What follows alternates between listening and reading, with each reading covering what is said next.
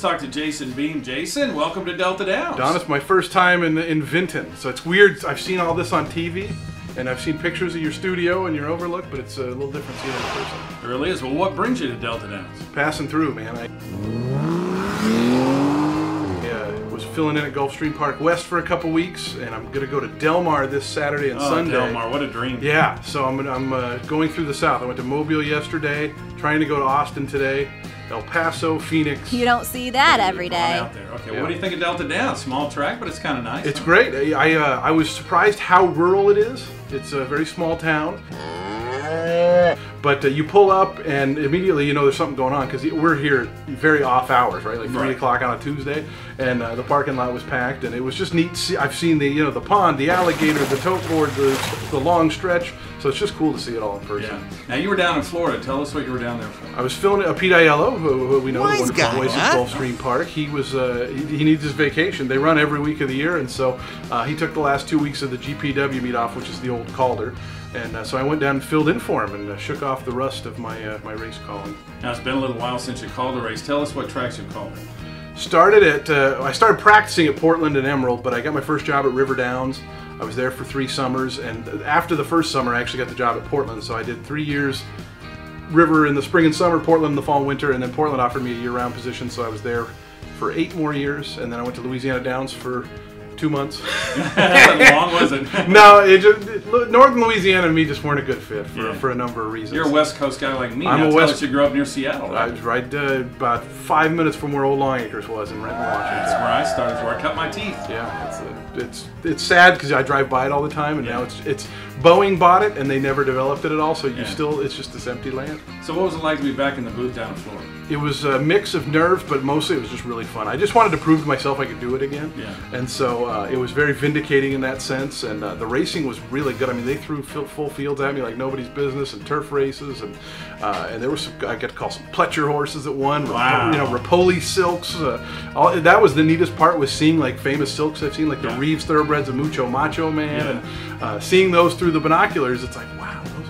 I know those. Yeah. Now, you're not only an announcer, you do the Barn Show on Bet America. Tell us quickly about that. Bet America Radio Network, yeah. If you go to betamerica.com, we do a daily podcast, and usually about 40 to 45 minutes, a little bit of news. I've been on there. You've been on there a few times, I think. We had Tim Thornton on this year, right before the meet started. He was a great interview, by the way. He's a good talker. Really. He was fantastic. He's gonna take my job. Bro. Jockeys can be hit or miss sometimes, as anybody can. But he was fantastic. But yeah, we do a daily show, and it's a mix of interviews and news and just fun racing talk. Now, not only do you do that, you're also an author. So tell us about your book. Southbound.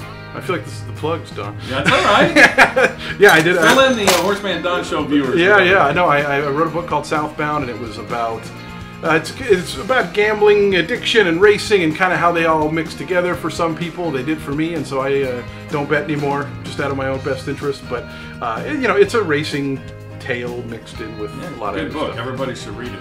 It's you get on Amazon, right? You get on Amazon, Barnes and Noble, Powell's. Yeah.